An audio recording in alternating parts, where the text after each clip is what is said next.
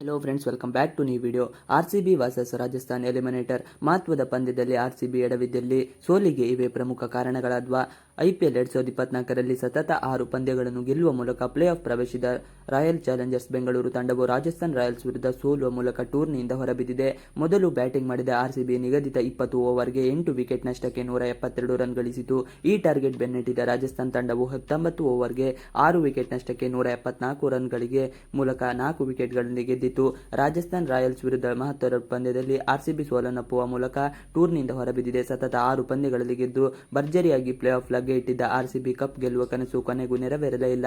ಆದರೆ ಗೆಲ್ಲಬೇಕಾದ ಪಂದ್ಯದಲ್ಲಿ ಆರ್ಸಿಬಿ ಎಲ್ಲಿ ಎಡವಿತು, ಸೋಲಿಗೆ ಕಾರಣ ಏನು ಎನ್ನುವುದನ್ನು ನೋಡೋಣ ಬನ್ನಿ.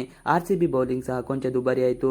ಆರ್ಸಿಬಿ ಪರ ಮೊಹಮ್ಮದ್ ಸಿರಾಜ್ 4 ಓವರ್ಗಳಲ್ಲಿ 33 ರನ್ ನೀಡಿದರೆ ಯಶ್ ದಯಾಳ್ 37 ರನ್ ಹಾಗೂ ಲಾಕಿ ಫರ್ಗೂಸನ್ 37 ರನ್ ನೀಡುವ ಮೂಲಕ ದುಬಾರಿಯಾದರು. ಅಲ್ಲದೆ ಆರಂಭದಲ್ಲಿ ಉತ್ತಮವಾಗಿ ಕ್ಯಾಮರೂನ್ ಗ್ರೀನ್ ಸಹ ಕೊನೆಯ ಓವರ್ನಲ್ಲಿ ದುಬಾರಿಯಾಗಿದ್ದರು. ಈ ವರ್ಷ ಗ್ಲೆನ್ ಮ್ಯಾಕ್ಸ್ವೆಲ್ ಮಹತ್ತರ ಪಂದ್ಯದಲ್ಲಿ ಮತ್ತೊಮ್ಮೆ ಎಡವಿದ್ದಾರೆ. ಹೌದು, ಈ ವರ್ಷ ಐಪಿಎಲ್ನಲ್ಲಿ ಆರ್ಸಿಬಿ ಸ್ಟಾರ್ ಆಲ್ರೌಂಡರ್ ಆಗಿರುವ ಗ್ಲೆನ್ ಮ್ಯಾಕ್ಸ್ವೆಲ್ ಯಾಕೋ ಸರಿ ಹೊಂದುತ್ತಿಲ್ಲ.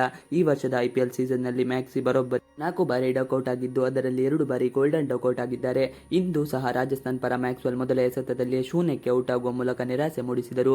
ಮ್ಯಾಕ್ಸಿ ಔಟ್ ಆಗುವಾಗ ಆರ್ಸಿಬಿ 12.4 ಓವರ್ನಲ್ಲಿ 97 ರನ್ ಗಳಿಸಿತು. ಅದೇ ಏನಾದರೂ ಮ್ಯಾಕ್ಸಿ ಕೆಲ ಕಾಲ ನಿಂತು ಆಡಿದ್ದರೆ ತಂಡದ ಮೊತ್ತವು ಹೆಚ್ಚಿಸಬಹುದಿತ್ತು. ಆದರೆ ಮ್ಯಾಕ್ಸ್ವೆಲ್ ಔಟ್ ಆಗಿದ್ದು ತಂಡಕ್ಕೆ ದೊಡ್ಡ ಹಿನ್ನಡೆಯಾಯಿತು. ಅದಾದ ನಂತರ ಫಿನಿಶರ್ ಆಗಿದ್ದ ದಿನೇಶ್ ಕಾರ್ತಿಕ್ ಮೇಲೆ ಎಲ್ಲರೂ ಸಹ ಸಾಕಷ್ಟು ನಿರೀಕ್ಷೆ ಇಟ್ಟಿದ್ದರು. ಆದರೆ ಕಾರ್ತಿಕ್ ಆ ನಿರೀಕ್ಷೆಯನ್ನು ಹುಸಿಯಾಗಿಸಿದರು. ಡಿಕೆ 13 ಎಸೆತದಲ್ಲಿ 11 ರನ್ ಗಳಿಸಿ ಔಟ್ ಆದರು. ಈ ಮೂಲಕ ಫಿನಿಶರ್ ಆಗಿ ಕೊನೆಯಲ್ಲಿ ದಿನೇಶ್ ಕಾರ್ತಿಕ್ ತಂಡದ ಮೊತ್ತವನ್ನು ಹೆಚ್ಚಿಸಬಹುದಿತ್ತು. ಆದರೆ ಕಾರ್ತಿಕ್ ಇಂದು ಎಡವಿದರು.